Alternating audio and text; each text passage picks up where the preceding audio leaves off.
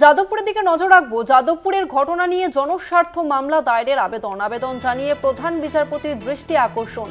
আবেদন মঞ্জুর প্রধান বিচারপতির মন্তব্য, আমি যাদবপুর বিশ্ববিদ্যালয়ের প্রশাসক নই।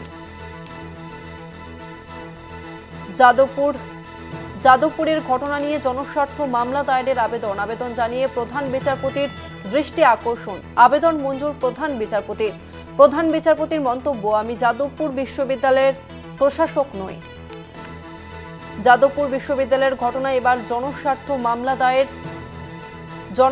মামলা দায়ের করে প্রধান বিচারপতির দৃষ্টি আকর্ষণ এবং জনস্বার্থ মামলা দায়েরের অনুমতি প্রধান বিচারপতির।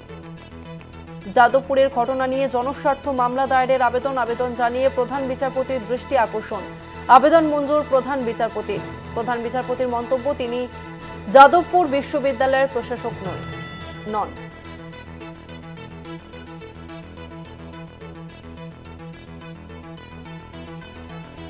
এই মুহূর্তে আমাদের সঙ্গে ফোন লাইনে রয়েছে প্রতিনিধি পীযূষ কান্তি নাগ। পীযূষদা, যাদবপুরের ঘটনা নিয়ে এবার জনস্বার্থ মামলা দায়ের হলো, কি জানা যাচ্ছে? দেখো, যাদবপুরের ঘটনা নিয়ে মোট 3টি মামলা কলকাতা হাইকোর্টে দায়ের হইল। তার মধ্যে 2টি মামলা হচ্ছে জনস্বার্থ। যাদবপুরের ঘটনা নিয়ে প্রথম যে জনস্বার্থটি মামলা দায়ের হয়, সেখানে আবেদনকারীর দাবি হচ্ছে ইতিমধ্যে যাদবপুরের ছাত্র সংসদ নির্বাচন নিয়ে একটি মামলা কলকাতা হাইকোর্টে বিচারাধীন রয়েছে। এই মামলার সঙ্গে গতকাল যাদবপুরের যে যাদবপুরের যে ঘটনা ঘটেছে, সেই ঘটনাকে নিয়ে একটি মামলা দায়ের করতে চান এবং 2টি মামলা আগামী বৃহস্পতিবার একসঙ্গে প্রধান বিচারপতি মামলা দায়েরের অনুমতি দিয়েছেন। অপর একটি জনস্বার্থ মামলা আইনজীবী সুশান দাস করেছেন। সেখানে তার দাবি, তিনি প্রধান বিচারপতির দৃষ্টি আকর্ষণ করে জানান যে যাদবপুর বিশ্ববিদ্যালয়ের ছাত্রদের নিরাপত্তার ব্যবস্থা করা হোক, মেডিকেল কলেজগুলির মতো যাদবপুরে পুলিশ আউটপোস্ট করা হোক, ভাইস চ্যান্সেলর সঠিকভাবে যাদবপুরের যে নিরাপত্তা তার সঠিকভাবে দিতে পারছেন না, সেখানে বহিরাগতরা ঢুকে যাচ্ছে।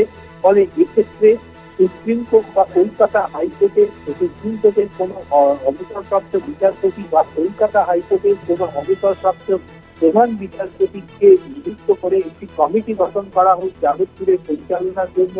এছাড়াও সিআইএসএফ বা অস্ত্রধারী পুলিশের হাতে যাদবপুরের নিরাপত্তা ব্যবস্থা তুলে দেওয়া হোক।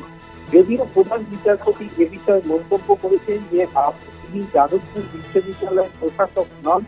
যদিও আইনজীবীর বারবার আবেদনের প্রেক্ষিতে তিনি পরিষ্কার জানিয়েছেন যে তারা মামলা দায়ের করতে পারেন, মামলাটি তালিকায় গেলে তিনি এই মামলার শুনানি গ্রহণ করবে। 3 নম্বর যে মামলাটি দায়ের হচ্ছে, সেটি হচ্ছে পুলিশের নিষ্ক্রিয়তা সংক্রান্ত মামলা।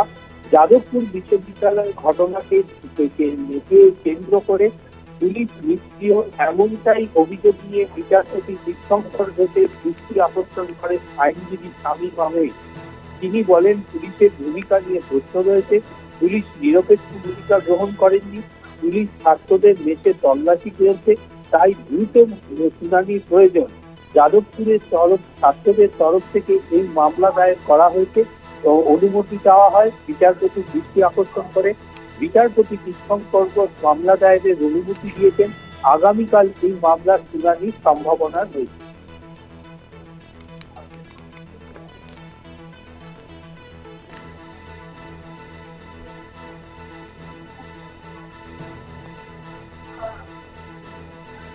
পীযূষদা, তুমি আমাদের সঙ্গে থাকো। আরো একবার জানিয়ে রাখবো, যাদবপুরের ঘটনা নিয়ে এবার জনস্বার্থ মামলা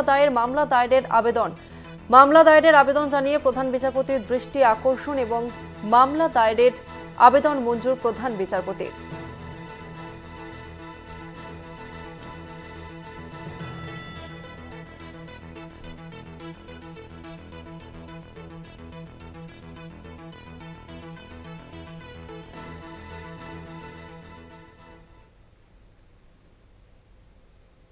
যাদবপুর বিশ্ববিদ্যালয়ের ঘটনায় হাইকোর্টের দৃষ্টি আকর্ষণ, বিচারপতি তীর্থঙ্কর ঘোষের এজলাসে মামলা। পুলিশের ভূমিকা নিয়ে প্রশ্ন হাইকোর্টে, পুলিশ নিরপেক্ষ ভূমিকা গ্রহণ করেনি, ছাত্রদের মেসে তল্লাশি করেছে। যাদবপুর ছাত্রদের তরফে মামলা দায়ের, আগামীকাল এই মামলার শুনানি হওয়ার সম্ভাবনা রয়েছে। আবারও আমরা এই নিয়ে কথা বলবো, আমাদের সঙ্গে ফোন লাইনে রয়েছে প্রতিনিধি পীযূষ কান্তি নাগ। পীযূষদা, এই নিয়ে কি জানা যাচ্ছে?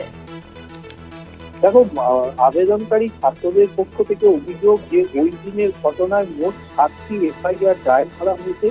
তার মধ্যে 2টি এফআইআর করেছে পুলিশ, বাকি 5টি শাসক সহ বিভিন্ন দিক থেকে করা হয়েছে। অথচ বাম ছাত্রদের কোনো অভিযোগ গ্রহণ করা হয়নি। উল্টে এখন তাদের মেলগুলিতে তল্লাশি চালানো হচ্ছে, আতঙ্ক ছড়ানো হচ্ছে। তাই পুলিশের এই অতি সক্রিয়তা নিয়ে কলকাতা হাইকোর্টের বিচারপতি উত্তমকর ঘোষের দৃষ্টি আকর্ষণ করে এবং দৃষ্টি আকর্ষণ করে আইনজীবী শামীম আহমেদ মামলা দায়েরের অনুমতি চান। বিচারপতি উত্তমকর ঘোষ মামলা দায়েরের অনুমতি দিয়েছে। আগামীকাল এই মামলার শুনানির সম্ভাবনা রয়েছে। ধন্যবাদ তোমাকে পীযূষ কান্তি। আমরা কথা বললাম প্রতিনিধি পীযূষ কান্তি নাগের সঙ্গে।